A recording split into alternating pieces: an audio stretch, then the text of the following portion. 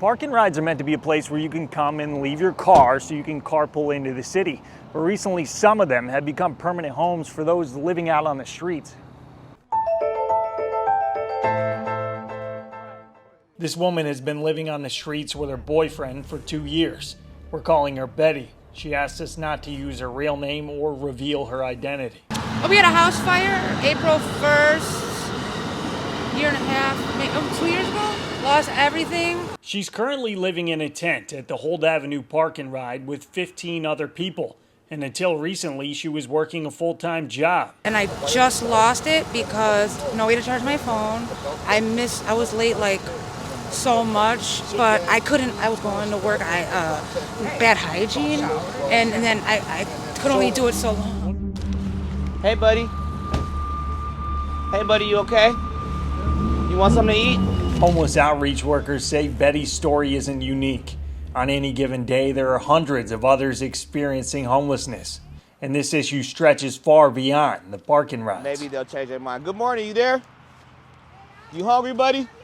Javante Kendrick is a street outreach worker for Outreach Community Health Centers.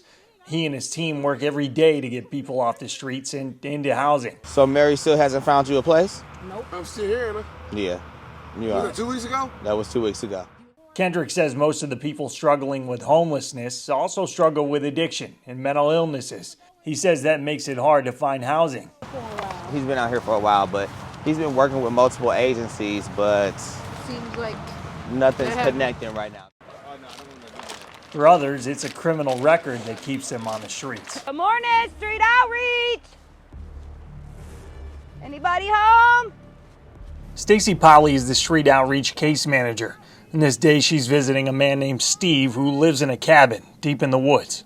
he doesn't need any help or want any help. He's comfortable being back here. So we come check on him every now and then just to make sure he has everything he needs. Polly's been working with the homeless for 10 years. And in that time, she's seen many of the same faces over and over again. You're still out here, huh?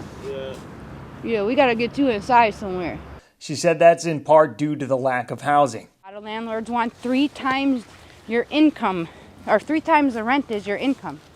Well, if your rent's $1,000, not many people make $3,000 a month to rent. And your choices are limited. Many of these issues have kept Betty on the streets and led to her living in a tent at the park and ride. Without the heater, we wouldn't make it. It's via propane, yeah. Like to be honest, I'm on my last thing, and I'm like, we space it out. Recently, the city's been cracking down on her and the others for living at the park and ride. And when asked where else she would go, she says, The other day, we were the only ones that hadn't started to leave because we don't have a vehicle, and we were gonna either call for a ride or find some woods nearby. Otherwise, I don't know. Many groups are working to find those living at the park and rides housing, but this takes time. With winter here, it's time that Betty and many others don't have. Reporting in Milwaukee, Cody Taylor, Spectrum News.